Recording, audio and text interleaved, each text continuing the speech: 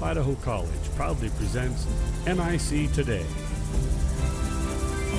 an informational news magazine that highlights the people, programs, and campus life at North Idaho College and the surrounding community.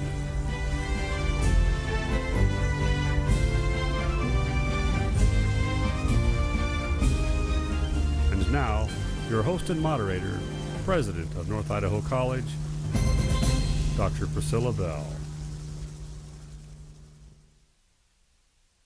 Welcome, viewers, and thanks so much for joining us for this segment of NIC Today. Our show today is going to focus on North Idaho College as a community resource. And with me today to help me explore that topic, I have three special guests. Vice President John Martin. John is Vice President for Community Relations and Marketing at North Idaho College. Todd Robinson, who's the Executive Director for Opera Coeur d'Alene, and Kip Adams, the Chair of the Board of the Coeur d'Alene Symphony. Thank you all for joining me today. And John, I'm going to turn to you first. Would you give our viewers an idea about why NIC thinks it's so important to offer our facilities and services and to be a resource for our community and for our community organizations? I'd be more than happy to do that, Priscilla. Thanks for having me here today. You know, North Idaho College is a community college, and so community is important to us, as the name of the college is. And, you know, the type of things that we do to relate to the community are extremely important for us, not only to provide a service to the community, but to also invite the community to participate on the activities on our college campus. I think it's interesting that the Coeur d'Alene Symphony, started in 1979, which was the year that we built Boswell, which houses the Schuler Performing Arts Center. And since that time, and also with the building of the Student Union Building, which has meeting rooms and conference centers, and also our athletic facilities, Christensen Gym, we have been inviting community organizations to be part of North Idaho College. Well, what are the types of organizations and events? You mentioned the Symphony, but what are the types of organizations and events that we host throughout a year? You know, the answer to that's almost as broad as our community is. It depends upon what the needs of the community is and whether or not we can meet them. I think back to the movie Field of Dreams. They said if you build it, they will come, and that literally has happened with the facilities at North Idaho College. Whether it's a private organization looking for a meeting or conference room, like the organizations of our guests, the opera or the symphony that needs a performance venue, whether it's just a community organization that needs a place to use our green space, you know, it just goes on and on. I like to characterize them maybe in about three different areas, just generally, without laundry listing them. One would be live events that are tied to our curriculum. Our music and our theater department partner with organizations in our local community and the state sometimes. You know, band competitions, theater competitions, they come here. We also have our athletic related events that come to the college that are beyond just the intercollegiate athletic programs that we have. One-on-one basket or three-on-three basketball tournaments. We have our holiday high school basketball tournament. And then in the summertime, all the different sports camps that take place. And then in the general area is all the rest. Just the folks who say that we would like to have a place to hold this event, and if we can meet their need, then we're here for them. Sounds like a wide range of events and organizations that we work with. And you know, the other side is the cultural events. Yeah. And since you're so well tied into that in our community, I'm going to throw that back to you and let you handle those events. Well, thanks, John. I am particularly fond of the cultural organizations that we partner with at North Idaho College. I've been involved with both the symphony and the orchestra over time, and it's a pleasure for me to reintroduce our two guests that represent those organizations. Kip Adams, again, the chair of the Coeur d'Alene Symphony Board, and Todd Robinson, the executive director of Opera Coeur d'Alene. Thanks again for joining us. Kip, let's start with you. The Coeur d'Alene Symphony has a long history and also a long relationship with North Idaho College. Would you tell us about the history, how you got started, and about how we've worked together and over the years? Well, I would be glad to. The history extends further back than I've been involved. But as John mentioned, in 1979, Robert Singletary got together a group, and I think it was string instruments, and began practicing and eventually performing. So that over time, more and more folks were engaged. I believe it was a for credit course at some point. Some of the members were, I think, on the faculty. I'm maybe making up part of this, but in 1999, it became a 501c3 and began raising money and doing things somewhat separately. The orchestra, of course, has performed here at Schuler for many years, and I don't know when that started, but it's going to continue right through next season, we hope beyond. Well, it's good to get a little bit more background about the symphony. What about the members of the orchestra? Are you strictly a local orchestra, or do you bring people in from far and wide? Good question.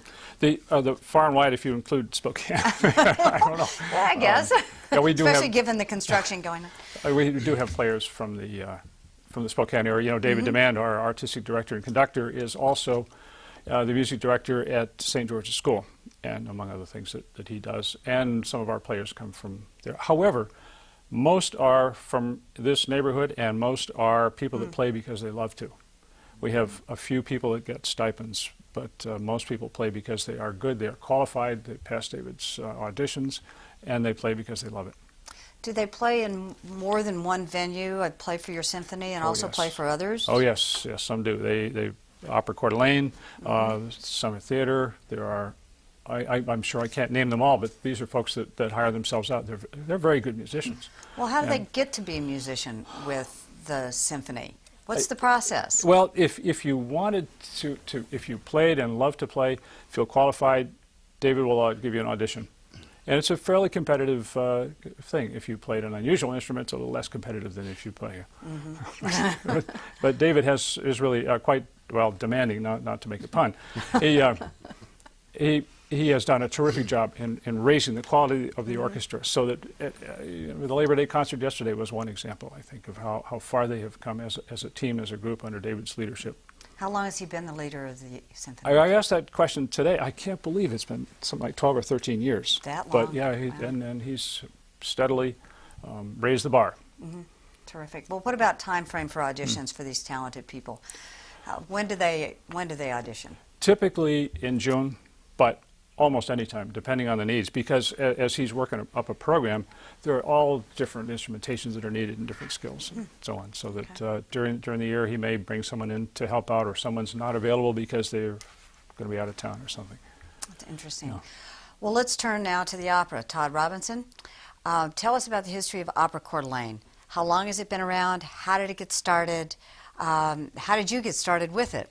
Yeah, it's actually an interesting story of how they got started. They were not a full production company.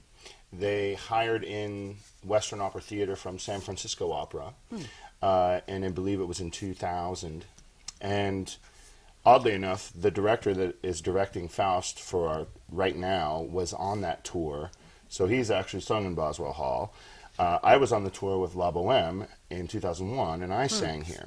But that's how Opera Coeur d'Alene got started. They brought in another opera company, a touring company. The following season, they were scheduled to bring in the Barber of Seville from San Francisco Opera as well. I happened to have been a part of that at San Francisco, and the whole thing was pulled. Oh. So, therefore, Opera Coeur d'Alene, or well, it was Opera Plus at that point, was stuck. And they said, we don't want to live without a performance or an opera. So they decided to do their own production, and they did a short one-act opera by Puccini called Gianni Schicchi, which is terribly difficult, even though it's very short. But they did that, and they did a concert program sort of as a second act, and that's what got them started as a full production company of doing their own productions. Wow, that's an interesting history, and sounds like it was a little bit hit and miss there at the very start. It is, absolutely. I mean, you know, they were just counting on something else to bring in live opera. I mean, you know, this is way before the HD Metropolitan broadcast at the movie houses now that we see, and so they were just trying to, you know, increase the awareness of opera, that it's, you know, that it's a good art form to have around. Yeah. So, but they kind of got stuck. Speaking of the HD broadcast at Riverstone and in Spokane, has that helped build community awareness of Opera Coeur d'Alene? Yeah, I have mixed emotions about it, I'll be completely honest. Yes, I think that it raises awareness in the community that opera is there. Even I've been in the movie house there to watch another movie, and there it is, you know, they're advertising it. So, so hundreds of people daily are seeing advertisements for opera, even though it may be the Metropolitan Opera or whatever. So the word opera is floating in their ears, at least in their heads. So they're aware of it. I'll leave it at that. Well, okay. Thanks. Now, we talked about how members of the orchestra are identified in auditions. How do you get members for your cast and for the orchestra that supports the opera? Right. Before, it's a fine line that we walked with the Coeur d'Alene Symphony. We do use players still from the Coeur d'Alene Symphony, but we also have sort of a pickup orchestra, if you will. People come from across the border, and we use quite a bit of the Coeur d'Alene Symphony players still. So those folks are, I have an orchestra manager who knows these people, and I'm not so thorough as to give the auditions like David would have to do, specifically because it's a different type of thing. But as far as the singers go, mainly I'm a singer myself. I sing all over the country and internationally, and so mainly these are all people that I've worked with on stage who I've seen do these roles before or things like that, and I think they'd be a perfect fit for our cast. I also think that they're a perfect fit for this area. Some people are real city folks and they just can't handle being in the country or something, you know, but everyone that comes here, it's just, oh, it's so beautiful and they love being here. And but I basically handpicked my cast. And I have a chorus that we do audition people for. And this year we have a 30-member chorus on stage. So it's pretty major. Large. Yeah. But this is a really big show that we're doing, and so we're pretty deeply rooted now in the community with as far as pulling musicians from every corner. Yeah. Well, I've been to operas as I have to symphonies, and I know the quality of our opera is very, very high. Kip, let's go back to the symphony. How do you get people involved with the symphony, either as volunteers or supporters or members? What are the opportunities for them? Oh, well, there's certainly opportunities, first as musicians, but secondly as volunteers to help out. That's kind of how I got started. I came here, and I had no idea there was a symphony here in town. And I got on the phone. I was looking for something to do. If I could help out. And the next thing you know, sure enough, found me a committee, and then one thing leads to another. We could really use some volunteers. It's a lot of fun. The orchestra has a lot of moving parts. And there's all kinds of things to do, ranging from fundraising to fundraising to fundraising. And well, there's more. There's lots more. There's lots more to it, and some terrific personalities. So that's not a direct answer to your question, but expressing a little interest goes a long way. Yeah. What about young people? Do you have any specific things going to help get young people involved in the symphony? Yeah, we do. For example, last year there was one entire concert played with the Whitworth Orchestra. There's the Coeur d'Alene Youth Orchestra is kind of the farm team, and they have David is in charge of that as well. And there's and occasionally he will draw on people from the youth orchestra to play with the orchestra for selected numbers. There's the Young Artist Competition, which you may know about. That's the national competition that David has grown into. We had 140 plus applicants last year from all over the country. An incredible performance finally with the winners. Let's see. The Christmas program. We had some of the local schools brought in choruses, and we'll be doing that again, I think, this year for Christmas. And there are other kids help out as volunteers too. Like yesterday at the Labor Day concert, we had some assistants. So lots of opportunities. Oh, yes. Lots of opportunities. Yeah. And I understand that Opera Coeur d'Alene also has many opportunities for people to be involved outside of being in the cast or a musician for the opera. Todd, what are some of the opportunities to get people involved in Opera Coeur d'Alene? Well, I'll pick up on Kip, fundraising. It's sort of the same thing. Like he said, I will completely echo the sentiment that there are so many moving parts behind what we just see as a production. We have volunteers just to call, sit on phones and do some calling for us, and not cold calling, just to call and check in on our patrons.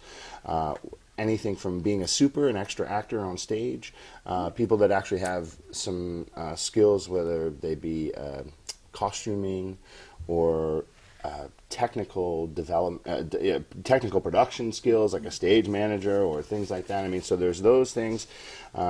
People that can help out with us in any capacity is great. And the opportunities that we can give, that we give back to the community, are things like we go into the schools, elementary schools specifically, and we have a performance of a little one-act show that we do. This year it was The Wonderful Wizard of Opera.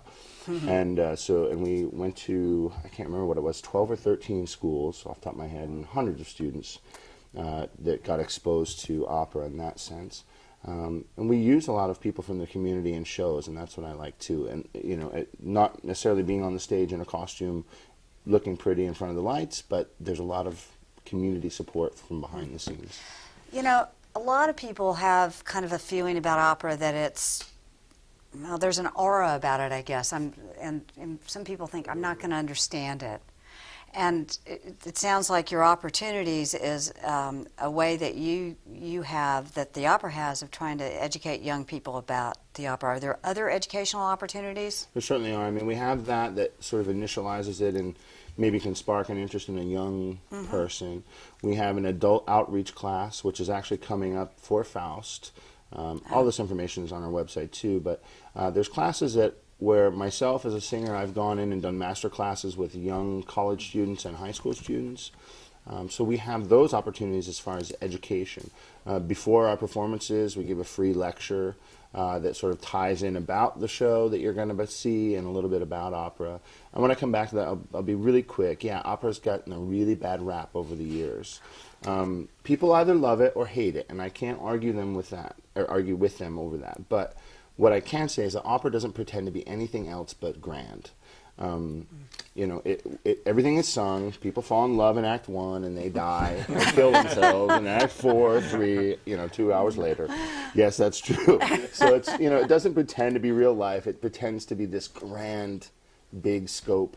And years past, yes, it was what we called park and bark, where you would just stand, and if I was singing to you, Doctor, and I was saying I loved you, it didn't matter. I'd still tell the audience, I love, Dr. Bell.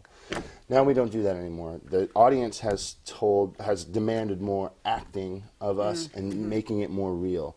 And us as actors, it's so much more enjoyable and real. And so therefore, when people come and see the opera, they go, wow, this isn't nearly as what I thought it was going to be, as stodgy, as non-understandable, or they can't, grasp it. Yeah. And particularly, too, I mean, we put the subtitles of what's going on, well, I guess supra-titles above the stage in our language of English, so it does help. But now you would know who's, talking to who and who's singing to who and what they're doing. You wouldn't even have to read it. I mean, before that could be an issue. So. And I understand that, being an opera goer myself, at least to a certain degree. Kip, does the symphony struggle with that same sort of aura that has surrounded the opera? I don't think so, Dr. Bell. I think that if we had a struggle, it would be over the programming. Some folks want more pops, and some folks want more of the four-wheel drive music, and others, this and that. David does a super job, as this little brochure for the coming season explains, of picking, under the theme of the magical season, the family concert, the young artist concert, the Christmas concert. Each one is kind of geared to a different thing. The idea is something for everybody, but keep it interesting for the folks that are playing. Yeah. Because he has a committee of players that works together to make all this happen. And well, we better talk about what is going to be happening this year for both seasons. Okay. Kip, tell us a little bit. You've got the brochure. I know you've got a lot of exciting things planned. What's your upcoming season? Well, October 7th is the Magic of the Masters. It's going to be pretty much all classical. On December 10th will be the Christmas program, which will be, as I mentioned, with school groups. And there's more to it. Oh, plus, I forgot his name, local composer William Barry. One of the things that David does as appropriate is bring in local composers to showcase their stuff, like Brett Edstrom, like Nick Thorpe last year, and others. So that's another sort of dimension to the whole thing. Back to the program. The family matinee, January 9th, is something we started doing that as a matinee, so there's no intermission. Encourage kids, see if we can get people to sponsor tickets for the kids and have something a little on the lighter side, but not fluffy. March 10th is the Young Artist Competition Winners Concert. That is always a knockout because the talent is extraordinary. And then on April 20th, the Magic of Jazz, there's a jazz violinist going to be a featured guest artist. Sounds like a fantastic series. I missed Occasional chamber concerts. occasional chamber concerts. Yeah. Example? There isn't one that's scheduled at the Okay. moment, but those are things that we're trying to fit into the schedule as well, because we have very, very capable chamber music players. Well, I'm looking forward to going to a number of these concerts and finding out more about the chamber concerts as they get scheduled too. Todd, what about the season for Opera Coeur d'Alene? Our season is broad and very diverse. Coming up at the end of this month, the 23rd, 25th, is our main production, and we're doing Faust this year. Throughout the year, we give many free concerts, many small paid concerts, such as our gala or the cruise on the lake. But mainly coming up is Faust. We also have a free plaza concert this Friday night in the shops across from the resort. And then next Thursday at Bistro on Spruce is an evening of opera there as well.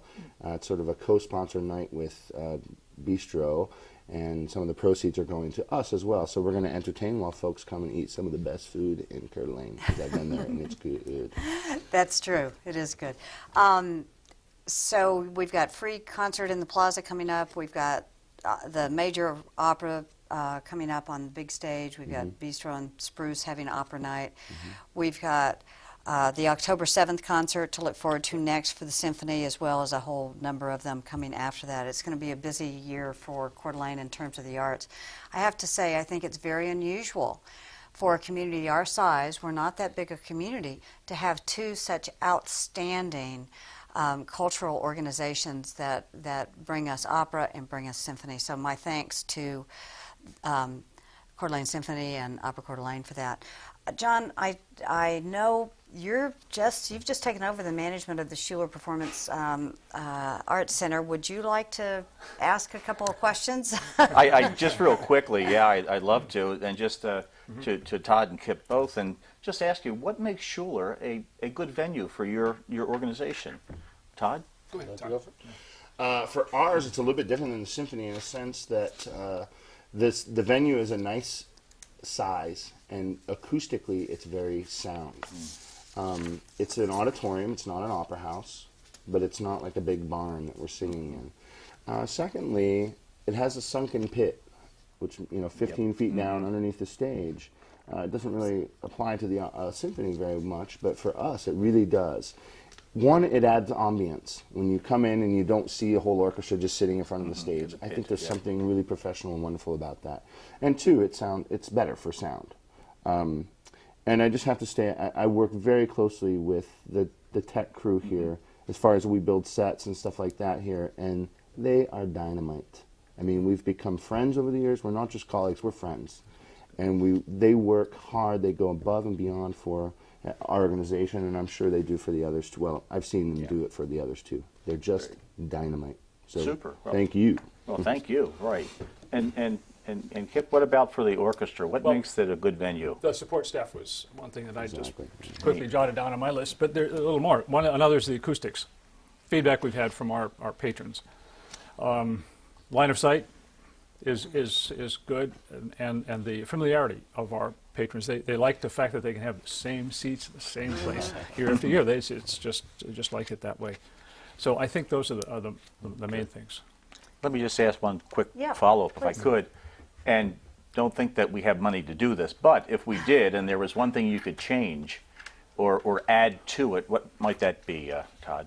Absolutely. For my end, a full fly system, which means, for those who don't know, when you're on the stage and things just disappear and go up into the sky, unfortunately Schuler has a very limited space for that. And so as I design sets for this, boy, it makes it complicated. So that would be on my wish list for you all. I think that's on Justin's list, too. I Yes, know. it is. Kip, what about for the Well, orchestra? if it was a wish list would be a really nice, welcoming, well-lit lobby in which we could do what we have done recently in the last year or two, which is have young artists, young players, a trio, a quartet or something playing when people come in, give them some exposure. They love doing that. And to try to make this an event that's more than just the concert, but make it more social and kind of expand the audience that you reach. Well, we'll certainly add that to our list. Thank you so much. Thank you.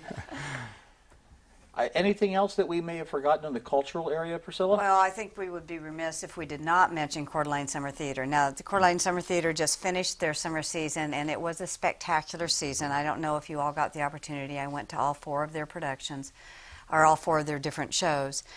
The last one, Sound of Music, was sold out every performance, and it was really fantastic. So, of course, that's a big one for our community as well, and we're very grateful to have that. But other things, anything else that We have in the last focused couple on of seconds? our Performing Arts Center, but as we started the show talking about NIC as being a community resource, we go beyond just Boswell Hall and Schuler, and remind folks that we have over 3,400 feet of beach that people use all summer long. We have Art on the Green, where our green space is used, a great community activity, and a lot of other types of things take place in Schuler, and the one thing that comes to mind is our spelling bee that we partner with the Hagedon Hospitality and newspapers with to put this on every March and try to find talented young spellers to send back to Washington, D.C. So again, it's a very broad application that we have. Going back to, we built it and they have come. And as long as there are community needs, we will try to find a way to meet them. Well, thank you. Thank you, John. I'm sorry. I just want to add on to that. I'm not from here, and I've come here over the past 7 years now. And what I've seen at NIC, what you all have done and what your growing capacity, it's just amazing. Truly. I mean, the theater hasn't changed really that much, but everything around it has. Yeah. And knowing Dr. Bell a little bit personally, too, just, the love that goes into NIC and what you give back to the community truly is a wonderful thing. So Thank you. Thank you. Yeah. Thank you, Todd. Thank you, Kip, for being with us today. Thank you, John. And to the viewers, thank you for joining us, and I encourage you to join us for our next show, which will be about iBest, the Idaho Basic Education Skills Training Program. I'm sure you'll find it interesting, so tune in.